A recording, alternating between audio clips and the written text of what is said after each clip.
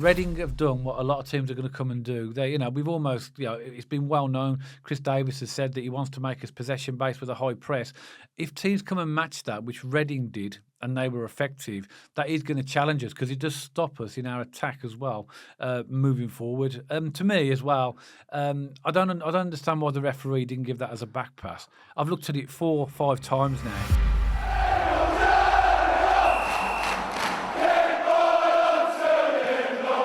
So welcome back to Small Heath Alliance FC, and the League One season is finally underway, and on Saturday Birmingham City hosted Reading and the final outcome was a 1-1 draw. Now on the one hand it was really nice to be back down in St.Andrews, hear Keep Right On just before kick-off and just generally be back at the stadium and mixing with the fans. It really was a nice day. But on the other hand, a disappointed performance, I'd say a disjointed performance, apart from that sort of last 10 or 15 minutes towards the end of the game there. But lots to talk about, some positives, some negatives, so let's get into it. Dad, Birmingham City 1, Reading 1. What are your initial thoughts from the game?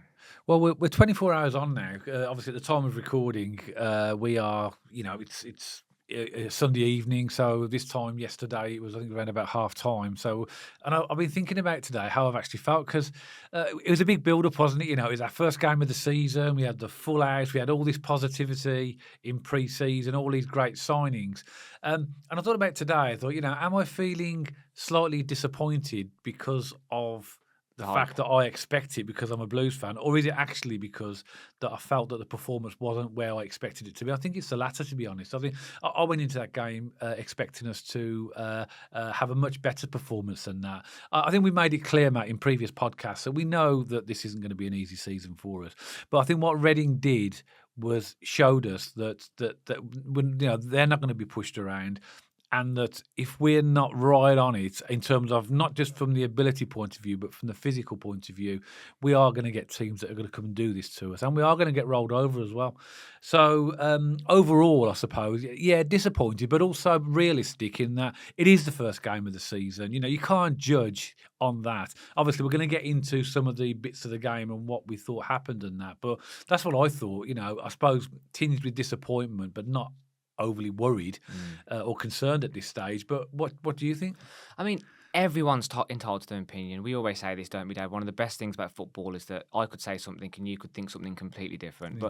But I have been on social media over the past 24 hours and to me there's been some wild overreactions, and to me, it was just a disjointed performance, and we look like a team, exactly what we have done. We've recruited a lot of players, and they just haven't gelled yet. They haven't clicked yet. The intensity wasn't quite there, and we can talk about the changes and some of the individual performances, which we'll get into at the minute. But, I'm not overreacting. In fact, if anything, I think this was a good thing because it's a bit of a wake-up call. League One is not going to be a stroll in the park. It's not going to be an easy league. Teams are going to come to St.Andrews and do this to us. But what I do think is interesting, Dad, and fair play to Reading, because in the pre-match video, I said that they're going to press us high and they're going to do this. And you mentioned that teams might come to St.Andrews and adapt their gameplay a little bit because of the cup final element, big team, big stadium. And actually, fair play to Reading. They didn't do that. They came at us. They pressed us high. They played quite an intense game of football. And we just didn't seem at the races in that first half, did we? It was a little bit underwhelming. The intensity wasn't there. There was no grit, really. I'm not going to go back to last season and be dramatic when we were talking about desire and passion, because I think that was there. It was just disjointed. The team hasn't quite clicked yet. And that will happen over time. So Blues fans, I don't think they don't need to press the panic button. This is game one. We still drew. Yeah. It was still positive. I could still see Chris Davis's philosophy and style of football when we were there. But to me, it just showed a team that hadn't quite clicked yet. No, and I agree. I think the word disjointed is perfect in terms of the description of what happened. We did look like, I mean, Reading, they obviously made no signings over the summer, but they clearly looked like a team who knew each other. Together, yeah. And that makes a massive difference, And we've seen, examples where you could spend as much money as you like on a team. Look at examples of Chelsea and Manchester United. And just because you spend loads of money doesn't mean you're going to get anywhere. It's 100%. The way you play as a team. I thought there were some good signs in there, but I want to come on to how many. But I just want to talk about the starting lineup and see what your thoughts are on this. No JJ in the squad, which I don't think was a surprise to anybody, given the speculation. On that, Dad, at the end of the game, Chris Davis was interviewed, and the interviewer said, what's going to happen with JJ? And he did say pretty outright that he is in talks with another club, and that's going on. So I think it's almost certain JJ will be gone, I believe, this week. I think when we saw the speculation on Friday, I think most Blues fans would have not expected to see JJ in the squad. squad, and he wasn't. What surprised me though was that there was no Ramel Donovan on the subs bench, and I thought he would have been a good option potentially, particularly with a game like this. I agree.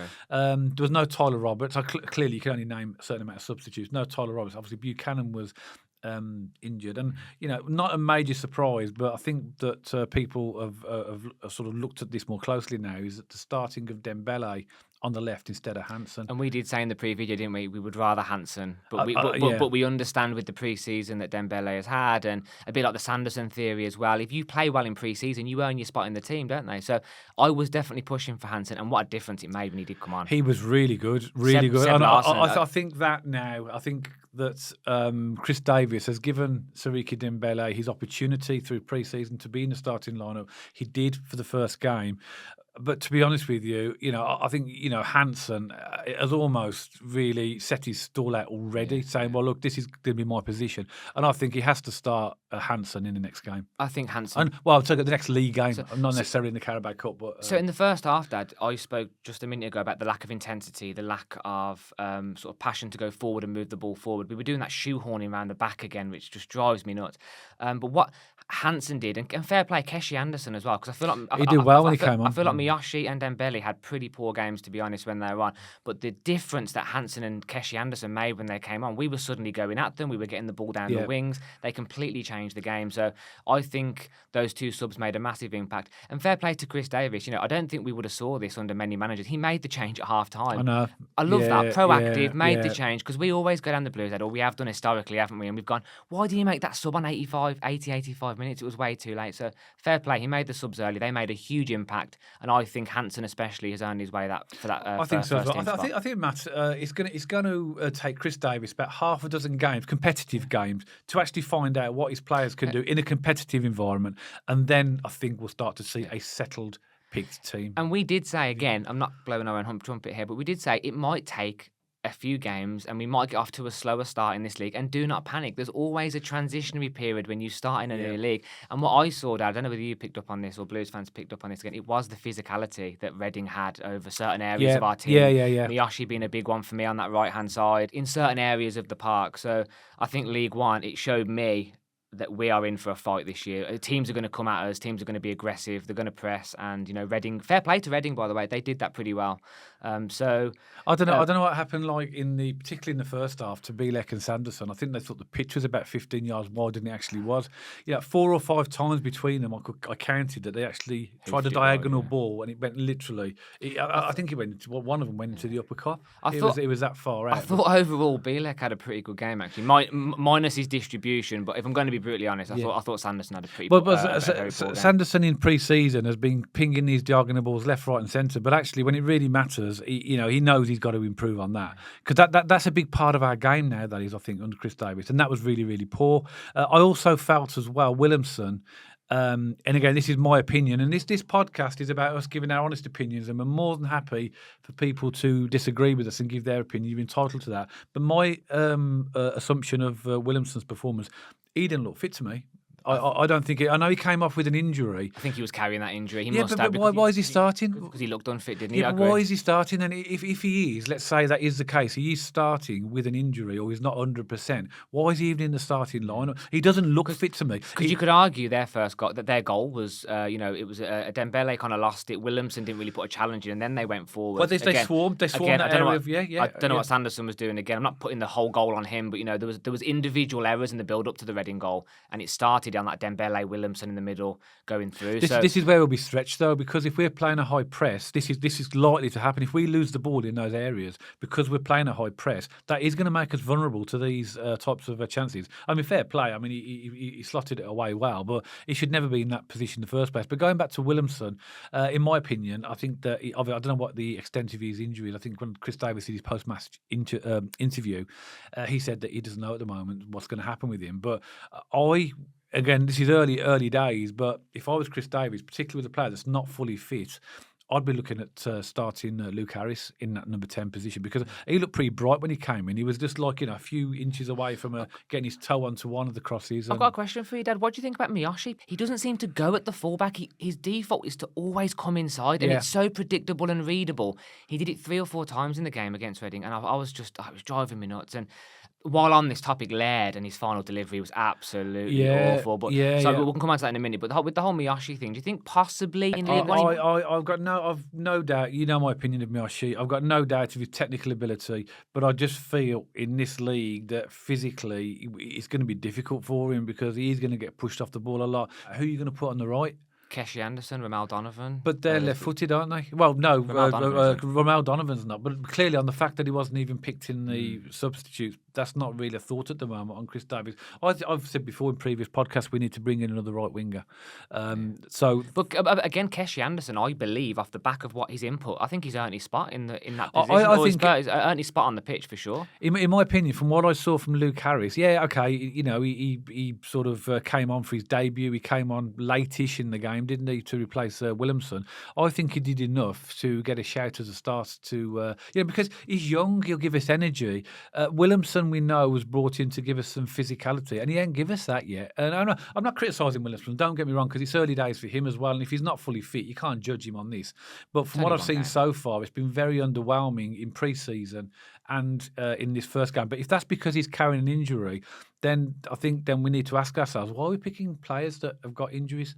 So to me, I think that I would start Luke Harris in that number 10 and then get Williamson fully fit and then possibly bring him back into the team again. But, we did have some really good pockets of football as well. Yeah, we did. And when was the last time that you can remember looking at stats where we had 74% possession? Yeah. But then we've still only come away with a point. So, you're right. That is Chris Davies' style of football coming into play perfectly. That's my next point is 74% possessions is fine, but ultimately the only statistic that matters is 1-1. You could say 74%, but a lot of our possession was that horseshoe. Yeah. A lot of it was playing it around our own defensive line. And I remember when Mowbray came in, and one of the things he specifically said in one of his first interviews was we need to cut out the horseshoeing around the back. And I'm not saying that this is a massive negative of the team. It was just an observation that we couldn't push forward as enough. We didn't have that intensity or that dynamic movement going forward. It was very side to side and very Chris Davies said. Along the back line. So that needs changing. And for me, I just wanted to see more grit. Look, I think we could have grinded a win out, but we haven't. I don't think we've got the players again to really do that grinding. And I think we're getting there. We are definitely building a team. We're definitely finding an identity of style of football on the pitch. But I think without those kind of gritty style of players, these games are going to be tough to win because you need that kind of personality that's going to get you over the line in these scrappy games, and we're going to get a lot of these games this season. I think you're right. I mean, we did look more comfortable playing it around at the back. I know you don't like playing it around the back, but when we tried that with other managers, it's been suicide football. But we do look like they've been drilled in terms of how that. But Reading have done what a lot of teams are going to come and do. We've almost, it's been well known. Chris Davies has said that he wants to make us possession based with a high press. If teams come and match that, which Reading did, and they were effective, that is going to challenge us because it does stop us in our attack as well, moving forward. To me as well, I don't understand why the referee didn't give that as a back pass. I've looked at it 4 or 5 times now, and it's such an obvious. And the referee's in a great position. And the liner, second assistant. I don't get that. I know that we've had other League One fans say to us, "You're going to get some really dodgy decisions in this league." And I know some of the Reading fans saying that should not have been a penalty. I mean, to me, I'm a Birmingham City fan. I looked at that as well. They say he had his hands down. He might have had his hands down, but he did stop a goal-scoring chance. That would have been going towards the goal. So to me, that was a clear penalty, and it was well put away by Alfie May. Yeah. No trouble with the penalty at all. I agree, and I feel like you've moved on from that point a little bit too quickly, Dad. I think that was a disgraceful decision. That is clear as day. Pass back. Chris Davies was absolutely fuming. He was roaring at the line. When he comes back up in the part of the game and he's coming up to the halfway line. And as you said, fair play, League One supporters. You did tell us to strap in this season because we're going to get some terrible decisions. I mean, what a start on TV as well. Yeah. Absolutely shocking. I mean, that is clear. I don't get that. Clear as day. I mean, I'm an ex-senior county referee, and you just don't miss him. That should have been an indirect free kick to us in the box where the goalkeeper handballed it. Exactly. There's no guarantee you're going to score from that because they put all their players on the goal line, but it's still ignored, and that's the frustrating bit as well. Sorry, carry on. I was going to say, you're usually the stat man, Dad. I mean, did you want to take us through some of the key areas and details of the game yesterday? Yeah, and I think it's important to look at stats because ultimately we all know that the only thing that's important is the end result. But I think it gives us clues to the way that we've changed as a team. And a lot of the stats last season, particularly, revealed a lot in terms of why we were where we were. But this was an interesting game because, as we said, 74% possession of the ball. I don't know where these are from Sky Sports, these stats, but 13 total shots, it says, of which 5 were on target. We were getting a lot of games at the end of last season where we were getting 1 or 2 on target. So 5 might not seem a lot, but actually that's an improvement. 4 off target and 4 blocks. So we were definitely clearly more attacking. I think particularly for the last half an hour, we were totally dominant, I would say. Especially the last 15 minutes. Yeah. It was all Blues, wasn't it? Yeah. And, we had 3 corners. They had 6. It just goes on to 4 saves made by their goalkeeper. 1, and then when they talk about saves, they're obviously clear saves. 1. So I think overall those stats suggest to us that we have had more of a forward attacking type of style of play, but ultimately it only resulted in a 1-1 draw. Yeah. And if I'm brutally honest, and this is being brutally honest again as well, I think that we have to be happy with the 1-1 draw because Reading had chances as well. They had other chances that they should have potentially put away. They had 1 offside, missed some good chances. So ultimately, we could have ended up losing that game. I feel like that was a game of 2 halves. I felt like Reading had the best part of the first part, and we had the majority of the best part of the second half. And I think a point was fair. Yeah. Over the course of the game, when you look at the possession, when you look at the chances, fair enough, Reading did have some good chances, and they're not a bad team, are they? They're set up very well. Yeah. I think both teams can go home. I think thinking that a point was relatively well shared and deserved, in my opinion. Yeah. We've just spoke a lot, not negatives, but room for improvement. Observations. And I just want to highlight some positives in the interest of a balanced argument. And just to reference my notes, Alex Cochrane, I thought had a good game. Yep. Mark Leonard, I thought was very energetic in the middle. He was good. Really good debut. Just on him before you move on. Yeah, I think he's the type of player that gives us that little bit of bite in midfield, which Definitely. we really need. And I think that's why he's been brought in. And he's used to League One, and we definitely saw that. Don't get me wrong, he didn't have a perfect game by any means, but he was very, very good. So I agree with that. Yeah, and Alfie May obviously put the penalty away, and he can only be as good as the service he's being provided, and we didn't really give him much. But if you watch him, very similar to Stansfield in the context of just doesn't stop running. Yeah. He runs that front line like a lunatic. He does not stop. And I saw his interview on the ITV documentary, and he talks about his brother being a timber framer, and he says stuff like, the least I can do for 90 minutes is run my socks off when these hard-working folk have paid their money to come see me play football. I love all that sort of stuff. He gets it. He gets the club. He gets the fans. So that was good. I thought Bielek had a good game, minus some sloppy moments of distribution. Yeah. I think Sanderson gets the award for sloppy distribution this game, but He'll he was know. due. Right? He'll know. Yeah. I don't want to pile on either because he has had a good season, but I think Sanderson did have in the first game. Sorry, good pre-season. Okay. And I thought I loved seeing Chris Davis on the sideline. Very passionate, very vocal. You miss stuff sometimes when you're in the game because you get caught up in the moment. So I wasn't at the game staring at Chris Davis, but when I got back and watched the highlights and I saw his movements on the side and him shouting at the ref and the lino. And our daughter, who obviously she hasn't got a season ticket, didn't come with us. She watched the game and tell him when we got home, she said he was absolutely going nuts on the sidelines as well. Even when we scored the penalty, he wasn't massively impressed. He was. I think he knows. He knows that was. I think the word disjointed is fair and good. But I think he'll know that there's plenty of room for improvement. But like I say, I think for us though, Matt, I think he's going to take about half a dozen games for him to see his players in a competitive game to decide what his best 11. Another player you haven't mentioned, which you sort of mentioned a little bit earlier, who I thought was brilliant when he came on, was Hansen. Yeah, I've not finished yet, but sorry. I thought, 100%. Yeah, so I think I'm pretty sure he's definitely got to be in Chris Davis' thoughts now to start on the left. And Keshi Anderson, I thought they both completely changed the game on the left and the right. And in the first half, we were so underwhelming down the wings, weren't we? Dembele was giving the ball away a lot. Miyoshi was very ineffective, and then as soon as Hansen came on, we felt it. We felt that dynamicness down the left. And Keshi Anderson, if you look at the heat map and where he was on the pitch, he had a fantastic half. The two much more physical players than Dembele and Miyoshi. That's why. And when you're playing these teams that have got these physical back line and physical midfielders, you have to match that. That's why I think that these types of players they're good, but I think they should be impact substitutes and have physical players on them, particularly in this league. But we did look a lot better when Hansen and Keshi Anderson came on, definitely. Yeah. And for me, we had a lot of the ball. that was nice to see Chris Davis's football again, and we just weren't clinical enough, not enough intensity, disjointed. I think the team needs a bit more time to gel and click. And to me, it did highlight, although we've had a good transfer market, we still need some more players in my opinion. I think so. Ethan Laird, he's crying out for some competition. I mean, his final distribution and ball, how many times did he just let it roll out? Poor distributions. He needs some competition on the right-hand side. Yeah. I think we need another centre mid, possibly two, right winger, and possibly another striker or two as well. Yeah. So I think we're not done. We still need some more depth, but it's still good for me that we're seeing at least progression, difference to last year, lots of possession. I think we will get there. It's just going to take, as you say, half a dozen games to click. Yeah, I think you're right, and I think that it is the first game of the season. And I suppose my final point is this: is that when we were in the Championship last season, we had 10 years of really, really poor football where we were sort of expecting not to win. But this game was different, which is why I think maybe there's a bit of tinge of disappointment from Blues fans, including me, and I'm sure you as well, is that we were hoping that this was a new horizon, this was going to be the start of a new dawn. But even with the best will in the world, you're going to drop points. We've said this in previous podcasts. You're going to lose games. We're going to concede silly goals. We're going to have bad refereeing decisions, and we've got to get used to this. And this is League One now. We're in it. But I think that there's enough there to what I saw in terms of the way we play to encourage me that going forward, we're going to be okay. But I think we just need that transition to settle in, get a settled team, and then I think we'll start to really. First game of the season is renowned for chaos as well. I mean, Leeds drew with Portsmouth yesterday 3-3.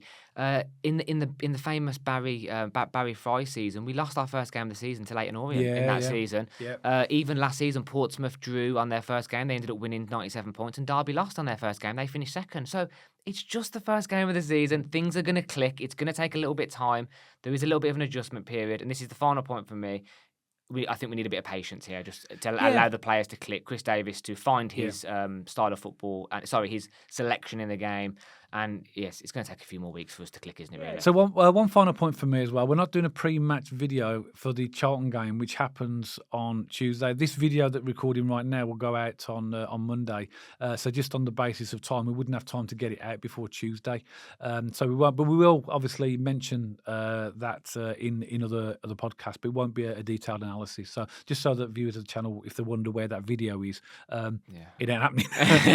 Okay. I know people love the podcast, but me and you got families and lives, haven't we? We can't do every single element. Some weeks we could end up doing 6, 7, 8, 9 weeks, 9 videos a week, and it's difficult, particularly with work, both of us working full time. But anyway, just so that if you viewers are wondering where that was, it's that's not happening, that one. Yeah, absolutely. Okay, so you've heard our thoughts, Blues fans. What are your thoughts from the game on the weekend? Do you agree with some of our opinions? Do you have some thoughts of your own? As we said at the start of this video, all opinions are welcome, and that's the beautiful thing about football.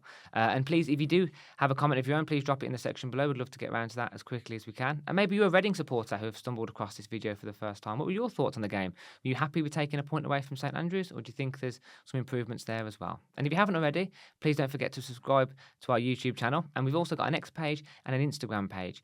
Please check us out over on there. And me and Dad will see you on the next video all about Birmingham City.